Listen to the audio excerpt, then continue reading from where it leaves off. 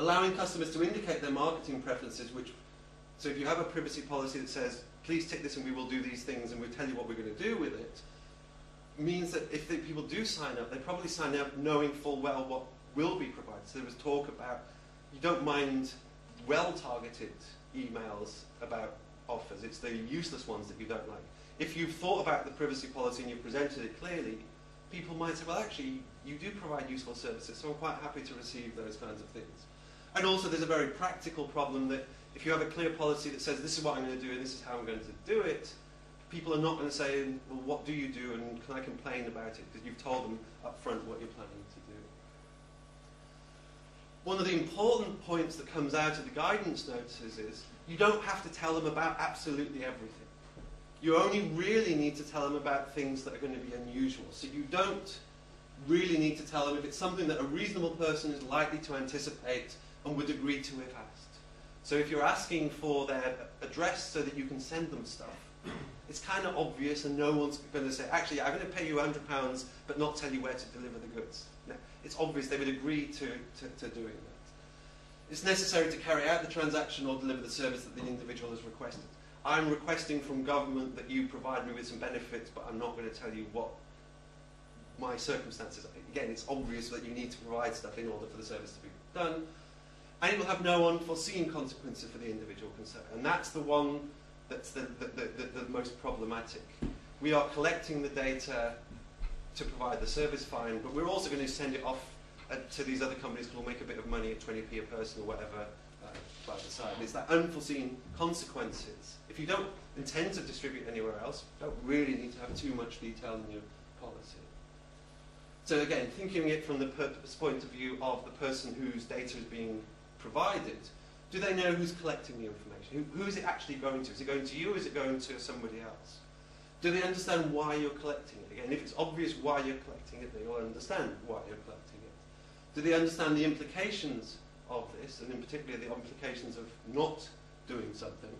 And would they be likely to object or complain? So if it's obvious they're not likely to complain, then you again don't have too many problems. They should know how long you or other organisations are intending to keep the data, which I think was the point raised here about how long is the data going to be held for. Technically, you're only supposed to keep it for as long as it's required for business purposes, but that can be very vague. So search engines keep it for years to optimize their search performance, although you'd have thought that they'd have optimized it pretty quickly, and then, so they're obviously doing it for something else. Whether replies to questions are compulsory or voluntary, because, well, the underlying question is, if it's voluntary, why are you asking for it? Because you're only going to get it from half the people, so why not just not collect it at all? The consequences of not replying, so if you don't fill out these forms, we can't provide the service for you. Whether the information will be transferred overseas, because that is a particular issue, and what measures you're taking to ensure the security of it, blah, blah, blah. If you mistreat personal information, the Commissioner says, you're also mistreating the people it is about. And it's not just about the data, it's the person themselves. And you'll probably be breaking the law. And it's that misuse of the data that is the real problem. So following from that general idea about privacy notices, etc., is where the project comes in.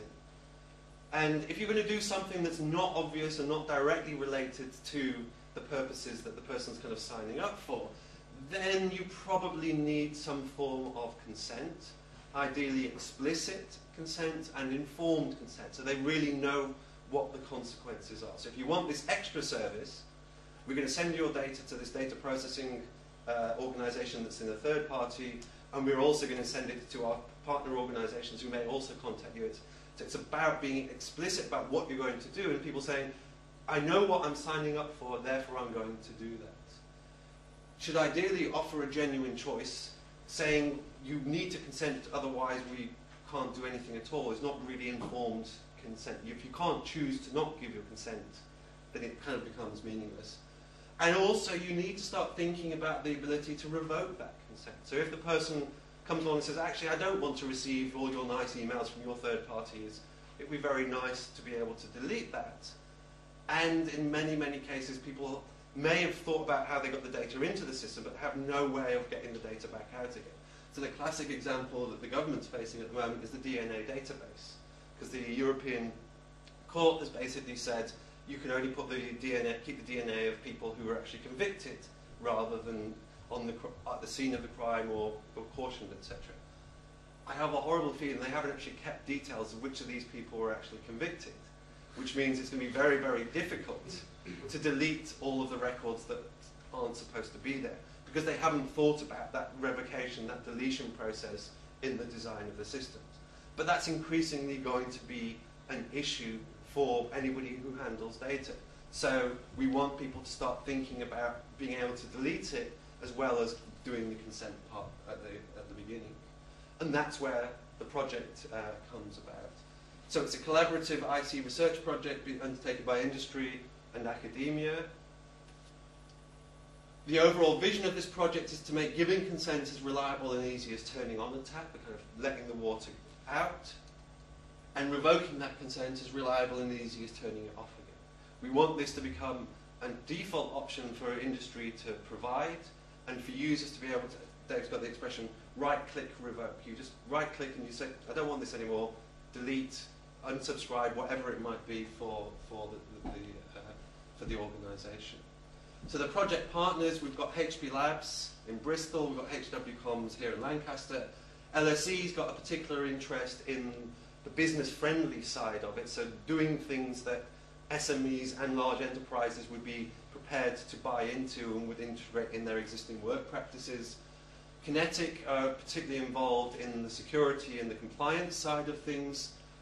One of the use cases that we're going to be looking at is going to be the use of medical data beyond the initial research data that you've got. So we've got some lawyers looking at the whole regulatory side of this, because it's not just about technology, it's not just about business, it's also about regulations and compliance and what you have to do and how we persuade an industry to do it without necessarily having a regulator in place to do that.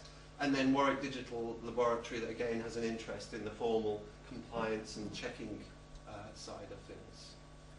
So we're trying to build technologies, processes and standards for consent and revocation to enable business to adopt scalable, cost-effective and robust consent and revocation methods for controlling the use, storing, locating and sharing of personal data, so that we can help restore individual confidence in participating in the digital economy, and so in turn benefit the wider society. Because again, this morning there were a number of the workshop participants were saying, I have to do lots of these things online, but I don't really like what I'm having to give, so I'll often give a lie about my address or a lie about my date of birth, which from organisations that are processing it means you've just got loads of junk data, because people don't know, how, not necessarily you, but how it's going to be used. So they don't necessarily give you good data to begin with, which means that all of this careful processing is not necessarily going to be that helpful at the end. That's the project website where you can learn more about what we're doing. We're a 3.5-year project. We're about 9 months into the project. So we've got about another 3 more years to go, and that's all now. And that was about 30 minutes. Okay, can we just thank Kevin for that? And Tim as well, sorry.